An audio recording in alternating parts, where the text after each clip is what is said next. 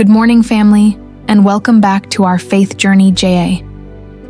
Before the rush of the day takes over, we always start right here in the quiet with the Word. Today, we are walking through 4 powerful scriptural readings that set the entire tone for our walk. Genesis 28, Psalm 19, Romans 8, and Matthew 13. These readings speak to the divine encounters in our lives, the glory of creation, our eager longing for spiritual renewal, and the quiet, transformative power of the kingdom working all around us. Stay with us as we unpack these truths, and then later on, we'll head back home into the kitchen to tie it all together with a proper family Sunday dinner. The patio at 6:30 on a Sunday morning is the only place in the entire parish where time actually agrees to slow down. The air still holds that damp, heavy coolness off the blue mountains, smelling faintly of wet earth and night-blooming jasmine from the fence line. Upstairs, the house has that familiar Sunday soundtrack, the muffled thud of Ricardo's footsteps as he finalizes his notes, and the unmistakable, unhurried ecosystem of a 14-year-old getting ready for church. Sarah treats getting dressed like an art installation, and trying to rush her is an exercise in pure vanity. I let her be. Down here, I have my small sanctuary. My mug of Celestial Seasonings tea is sitting next to a stack of plain water crackers on the iron table, the steam curling up against the backdrop of the garden. The koi pond is dead still, the fish just beginning to stir beneath the lily pads. It is the exact kind of quiet you have to fight for in a life that moves at 100 miles an hour. By the time we actually pull ourselves together, get through service and make it back home, the real work of Sunday is going to be waiting on the counter. The red kidney beans are already soaking in their bowl, waiting to be turned into that deep, coconut-infused rice and peas that has to anchor the table. The chicken is trimmed and seasoned down with green seasoning, scallion, and pimento, and the heavy iron pot is ready for the oxtail, because Sarah, in all her teenage sophistication, turns her nose up at oxtail. So the roast chicken is non-negotiable alongside the mandatory Sunday mac and cheese and tossed salad. But all of that belongs to later afternoon. Right now, before the kitchen turns into a hot box and the rhythm of the day takes over, there's just the tea, the quiet, and the text waiting to be opened. The tea has cooled just enough, and the water crackers sit quiet beside the mug as the house above settles into its final. Hurried motions before we head out. The morning air outside the patio holds steady, carrying that familiar rich scent of the garden just before the sun gets high enough to bake it. Upstairs, a door clicks, shoes tap against the floorboards, and the Sunday countdown is on. I take a slow breath, clear the noise of the week right out of my head, and open the pages. First reading, Genesis 29:15-28. Then Laban said to Jacob, "Because you are my kinsman, should you therefore serve me for nothing? Tell me, what shall your wages be?" Now Laban had 2 daughters.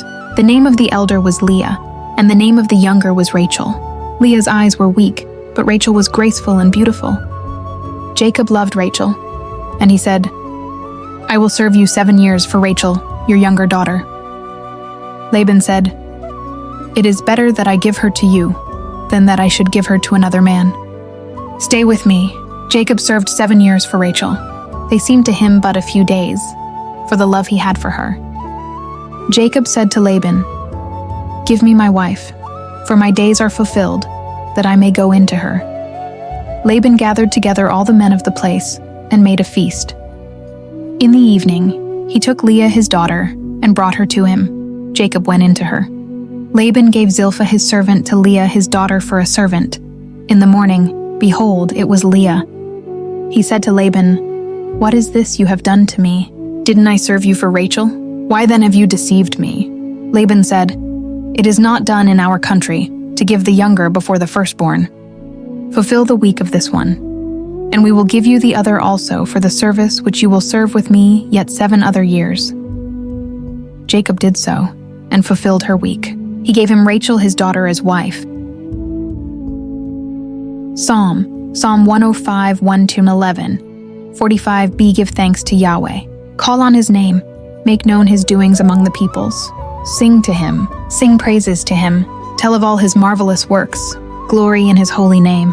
Let the heart of those who seek Yahweh rejoice. Seek Yahweh and his strength. Seek his face forevermore. Remember his marvelous works that he has done, his wonders, and the judgments of his mouth. You seed of Abraham, his servant, you children of Jacob, his chosen ones. He is Yahweh our God. His judgments are in all the earth.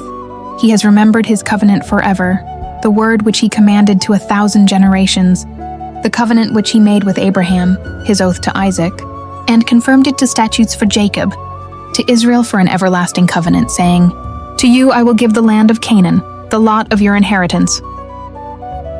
Second reading, Romans 8:26-39. In the same way, the Spirit also helps our weaknesses, for we don't know how to pray as we ought. But the Spirit himself makes intercession for us with groanings which can't be uttered. He who searches the hearts knows what is on the mind of the Spirit, because he makes intercession for the saints according to God. We know that all things work together for good for those who love God, to those who are called according to his purpose. For whom he foreknew, he also predestined to be conformed to the image of his Son, that he might be the firstborn among many brothers.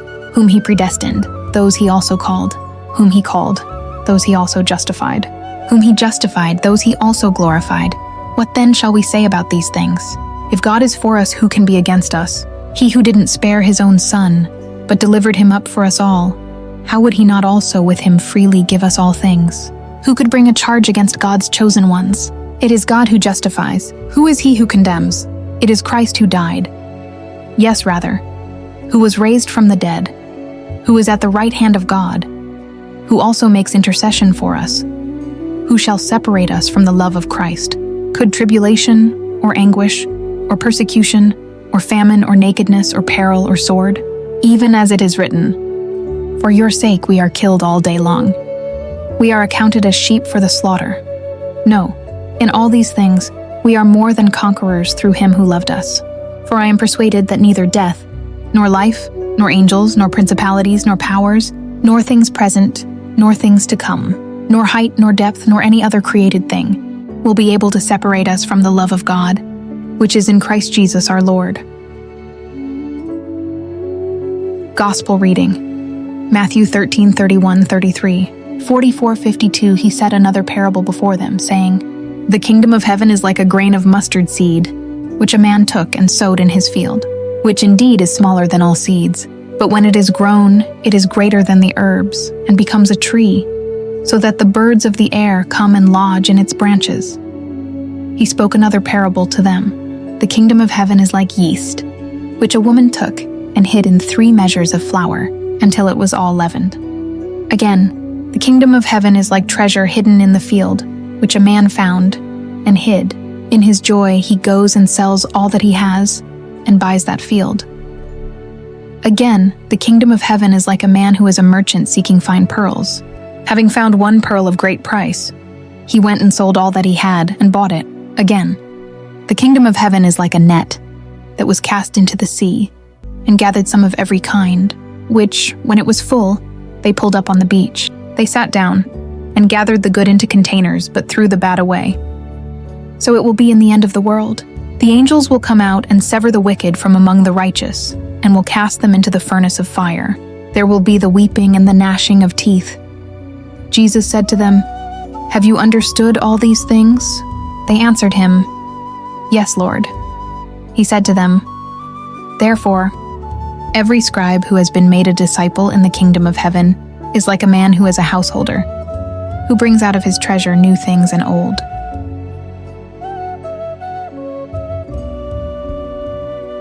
First reading, Genesis 29:15-81. Transactional love and cultural shields. Then Laban said to Jacob, Because you are my kinsman, should you therefore serve me for nothing? Tell me, what shall your wages be? The reality of modern manipulation. When I look at Laban's first words to Jacob, they sound warm and familial, but I recognize that specific kind of double talk instantly. It's when someone smiles in your face and calls you family, but every interaction is actually entirely transactional. The mirror. Look at how Laban hides behind custom when he gets caught passing off Leah instead of Rachel. It is not done in our country to give the younger before the firstborn. How often do people in authority or even close circles use tradition, family expectations, or that's just how things are done, to justify manipulation and control? Laban knew the rules the whole time, but he withheld the truth until it benefited his own bottom line. It teaches me to be deeply discerning about who I give my best years and labor to. Waking up to Leah when I labor for Rachel. In the morning, behold, it was Leah. He said to Laban, "What is this you have done to me? Didn't I serve you for Rachel? Why then have you deceived me?" The reality of life's morning after, that line, "Behold, it was Leah," hits so close to home. We all enter relationships, projects, or seasons with an idealized dream of what we are working toward. We invest our energy, our love, and our time expecting Rachel. But eventually, daily life reveals the unvarnished, unexpected reality of Leah. The mirror. The tension in life isn't just about feeling let down by circumstances. It's about realizing that I have to wake up and deal with the unasked-for reality right in front of me. Real strength isn't tested when everything goes according to the fairy tale. It's forged in how I handle unexpected disappointments and honor my commitments when the initial high wears off. The pain of betrayal by insiders. Jacob served 7 years for Rachel. They seemed to him but a few days, for the love he had for her. The reality of misplaced devotion. Jacob gave 7 years of honest, hard labor in good faith, only to be tricked by the very kinsman who should have protected him. The mirror. The deepest wounds in my life rarely come from open enemies. They come from the Labans, the people who call themselves family or friends, but whose allegiance only lasts as long as they are gaining something from me. But the beauty of the text is what happens later. Human deception tried to derail Jacob, but God ultimately built the 12 tribes of Israel through the very unchosen spaces. When people try to manipulate my labor or circumstances, I have to remember they don't hold my destiny. Psalm 105, 1-11, 45b1. The discipline of remembering together. Give thanks to Yahweh. Call on his name. Make known his doings among the peoples. Tell of all his marvelous works. The reality of modern isolation. In my daily circles, whether it's navigating client pressures, managing school routines with Sarah, or sitting down with my trusted circle of friends, how often do our conversations drift entirely into complaints? The chaos of the news cycle, or the sheer logistics of survival? I get so buried in the immediate fires that I can easily let my memory go blank on what actually matters. The mirror. The psalmist isn't telling me to whisper my gratitude in a corner. He's telling me to make known and tell. In my household, in my marriage, and in my friendships, my spiritual health depends entirely on what I choose to narrate out loud. If I only talk about what is broken, chaotic, or unfair, that becomes the atmosphere of my home. Choosing to recount faithfulness out loud changes the air in the room. It shifts us from a collection of stressed individuals surviving a schedule to a community rooted in a shared story. When human covenants feel silent. He has remembered his covenant forever, the word which he commanded to 1,000 generations. The reality of broken trust. It's easy to read about a covenant that lasts 1,000 generations and feel a sharp disconnect when human promises fail, when people break agreements, when systems exploit my labor, or when life hands me unexpected deceptions. It feels like covenants are fragile, temporary things made to be broken. The mirror. This psalm forces me to look past human unreliability. While people around me might shift goalposts or look out only for themselves, God operates on a completely different timeline. The 1,000 generations. When I am exhausted by short-sighted behavior, my anchor is realizing that divine faithfulness doesn't depend on human integrity. Shifting from worry to worship. Let the heart of those who seek Yahweh rejoice. Seek Yahweh and his strength. Seek his face forevermore. The trap of self-reliance. When things get chaotic, whether it's unexpected property damage or the sheer weight of a heavy project, my default human reaction is to grip the wheel tighter. I try to outmanage, outthink, and outwork the stress until I am completely depleted.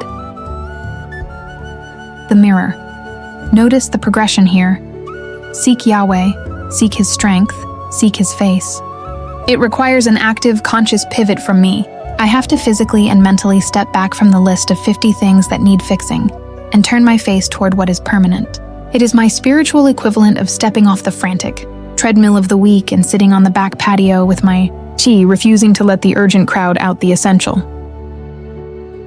Second reading, Romans 8:26, 391. The exhaustion of having to explain yourself. In the same way, the Spirit also helps our weaknesses, for we don't know how to pray as we ought.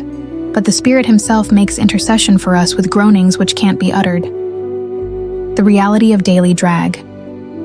When I look at the sheer volume of management required to hold my life together, running a household, balancing my creative and professional work, handling unexpected property crises like water damage, and trying to be present for family and friends, I reach points of profound exhaustion. There are days when I am running on empty, where I don't even have the mental bandwidth to form a neat, eloquent prayer. I am just carrying a heavy, wordless fatigue.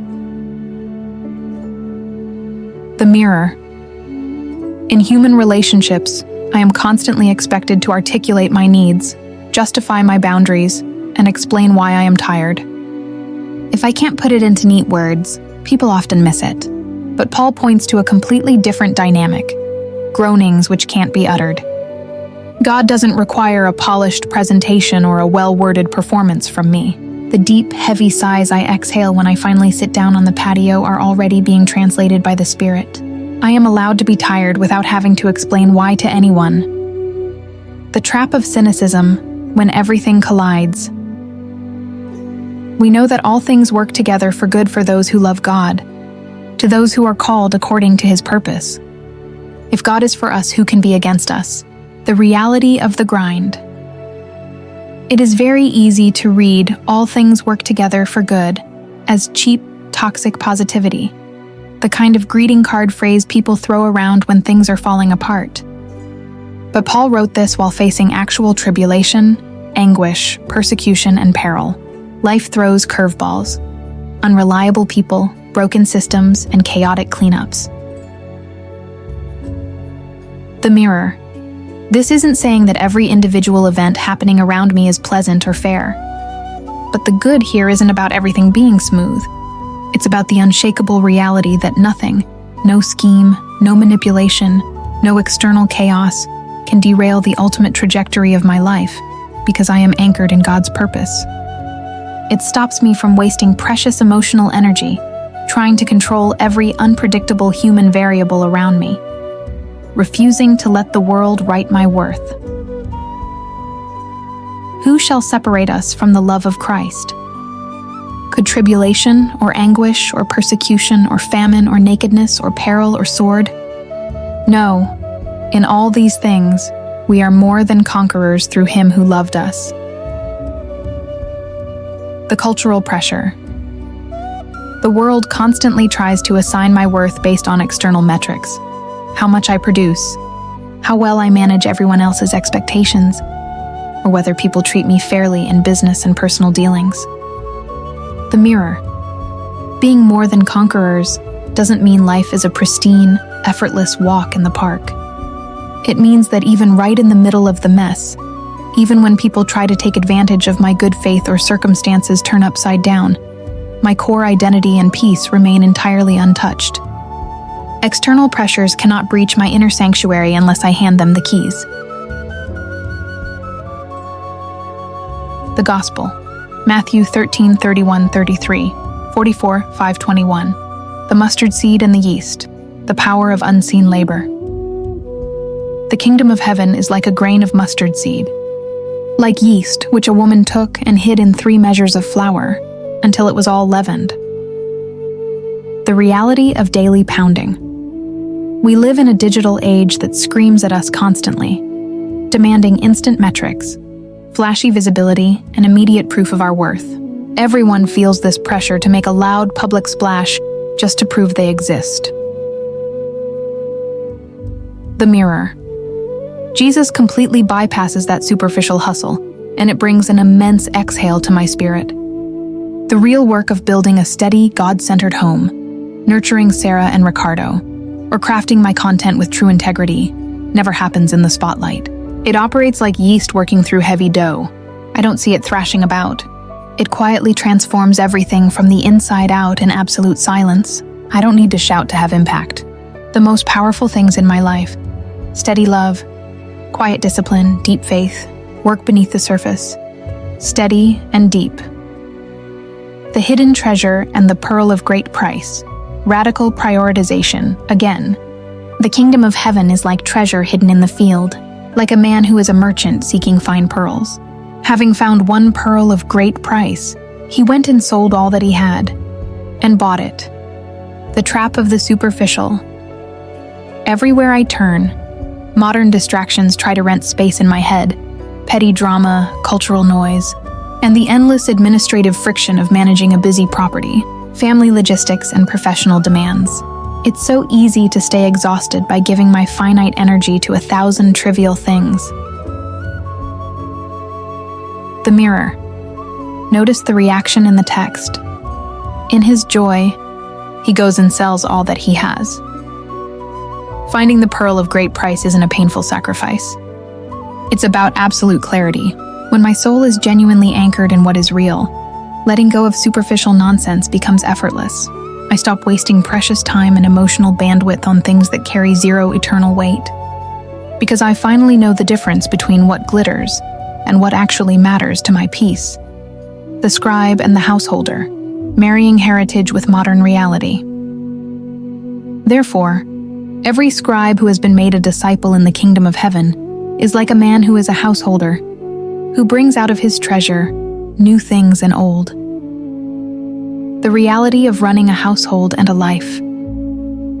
As I sit here managing my property, my family, my creative channels, and my community ties, I am constantly balancing tradition with evolution. I can't just throw out the past, nor can I ignore the fast-paced modern world around me. The mirror. A wise householder doesn't throw away ancient foundations.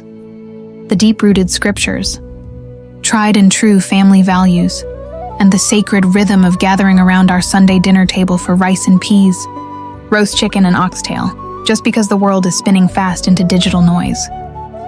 I take the wisdom of the old and use it to brilliantly navigate the exact pressures of today, blending who I am with where I'm going.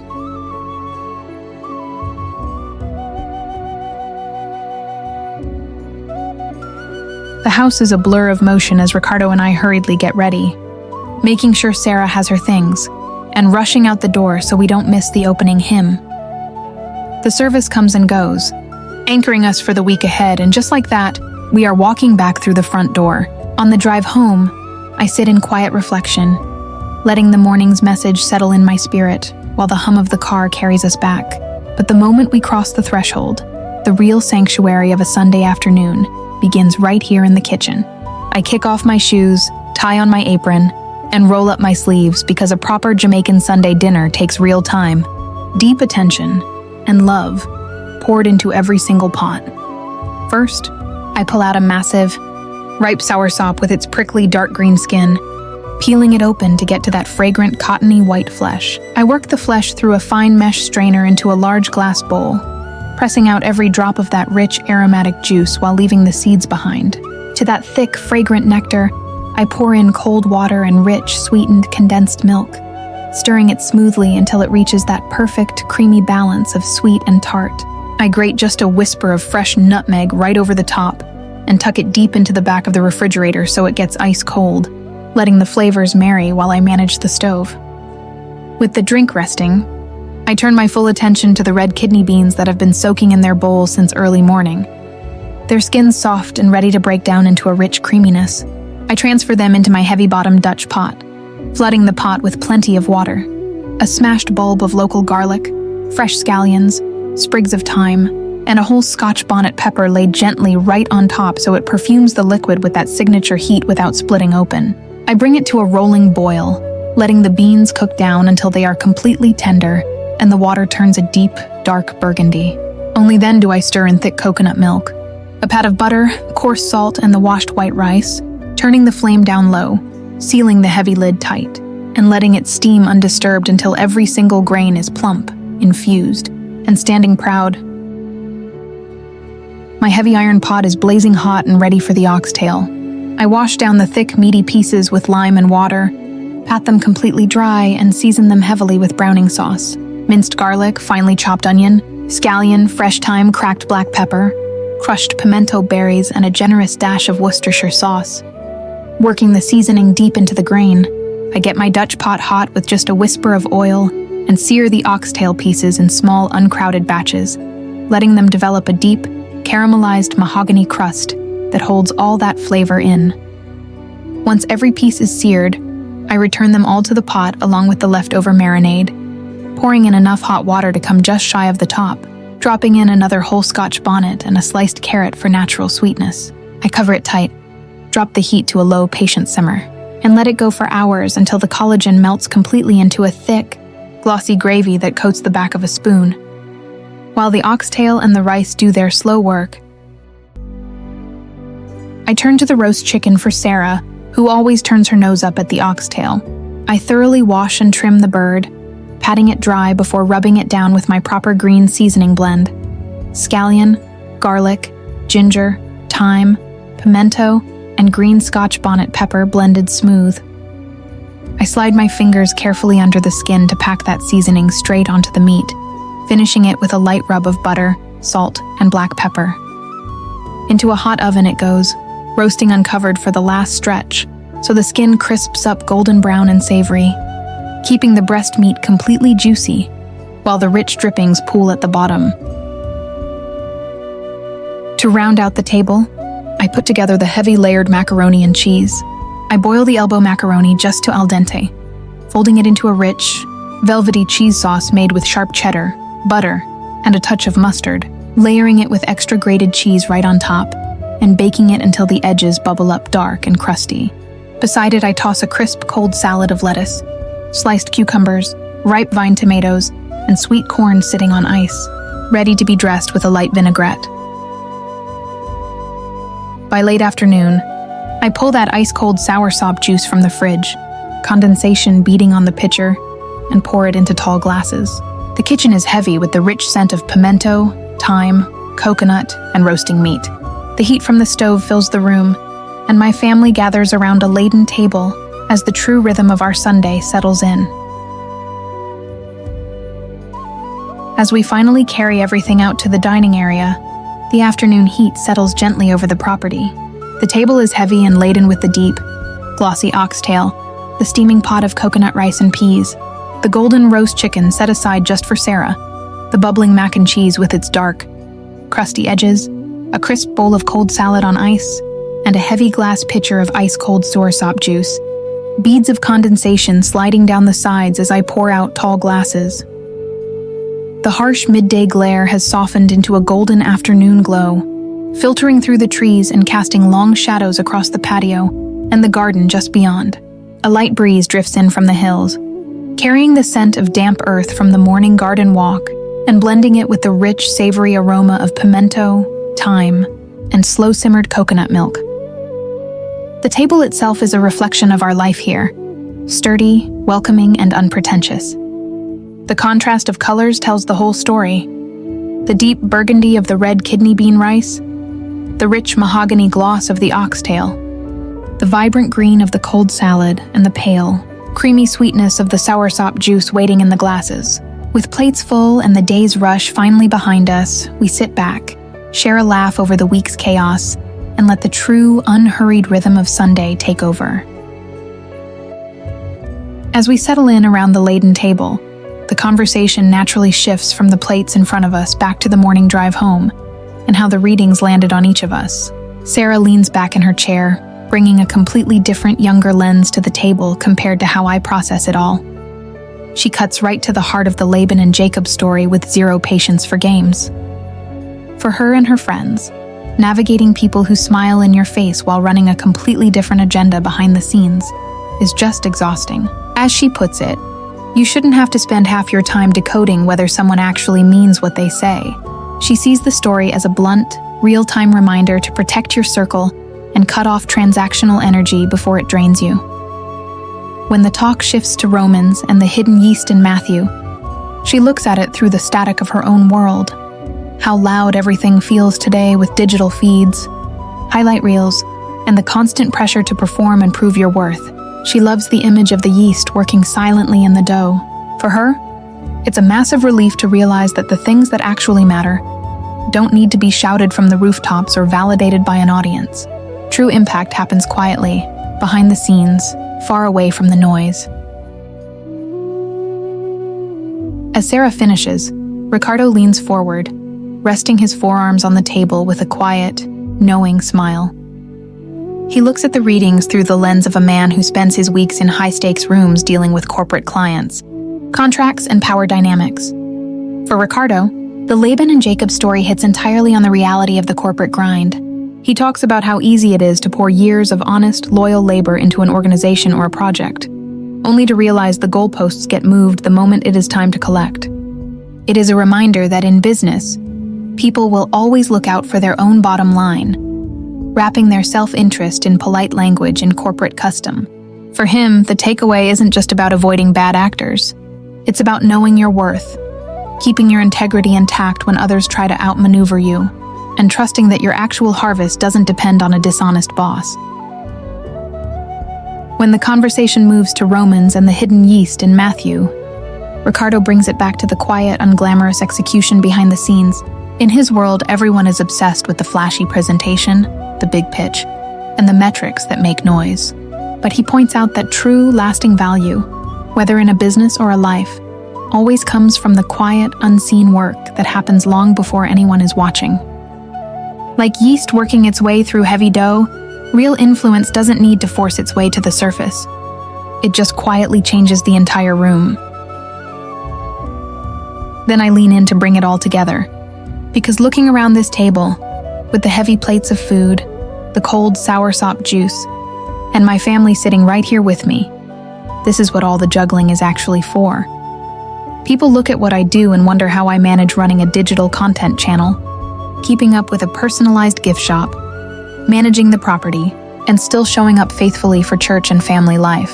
They see the chaos of a busy week, the unexpected surprises that throw off the schedule, and the sheer volume of moving parts.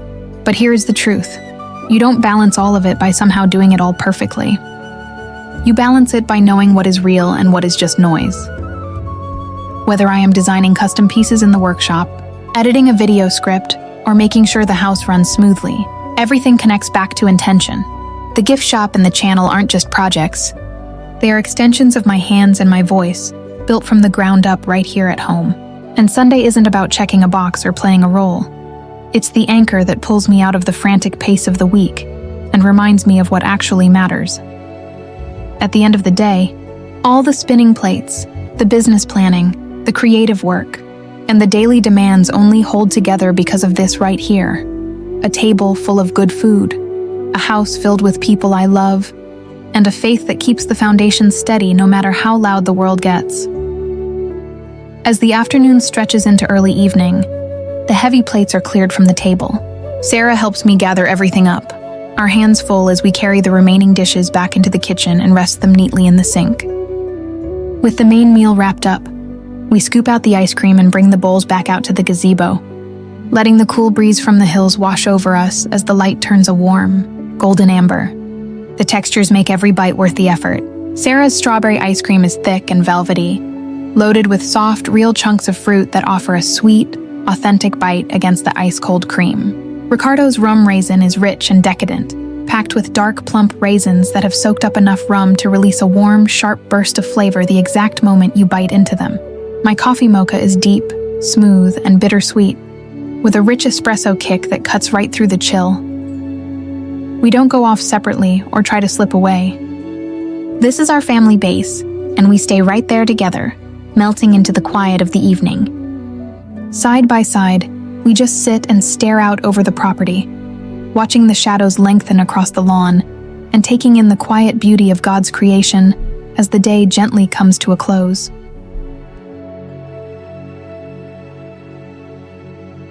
Thank you so much for spending this quiet morning and wonderful time with us today. As we close out our time together, from our morning reflections in the Word to the warmth of family dinner and sharing dessert, I hope your spirit feels filled and your day starts off right. If this time of reflection and fellowship brought a little peace to your heart, make sure to hit that subscribe button and turn on notifications so you never miss our next gathering. Leave a comment below, letting me know which part of today's reading spoke to you the most. Until next time, keep walking in faith, take care of each other, and God bless.